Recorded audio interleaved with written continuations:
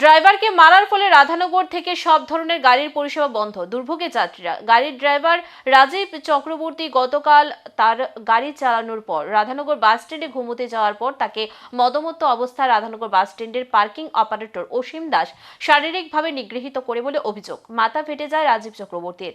আজ সকালে খবর পেয়ে সকল শ্রমিকরা বাস স্ট্যান্ডে ছুটে আসে এবং বাস পরিষেবা সকাল থেকেই বন্ধ করে রাখে।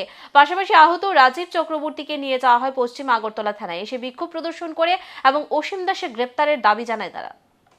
এখানে আর উদ্দেশ্য একটি, আমাদের স্ট্যান্ডের একটা বাস শ্রমিক, ও কালকে স্ট্যান্ডে ঘুমিয়েছিল রাত্রেবেলা। ওকে উঠিয়ে সাংঘাতিক ওকে টপসারিং করা হয় এবং ওর মাথাটা কেটে গেছে এবং আমরা এখন থানাতে এসেছি, একটা জিডি এন্ট্রি করেছি। সমস্ত বাসের ছোটো বড়ো সব গাড়ির স্টাফ আমরা সবাই এসেছি এখানে।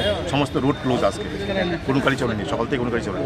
গ্রেপ্তার হওয়া পর্যন্ত আপনাদের চলবে একদম যতক্ষণ না আসামি গ্রেপ্তার হবে ততক্ষণ আমরা গাড়ি গাড়ি চলবে না, শ্রমিকই চালাবে না। ওরা পুরো ডিসিশন নিয়ে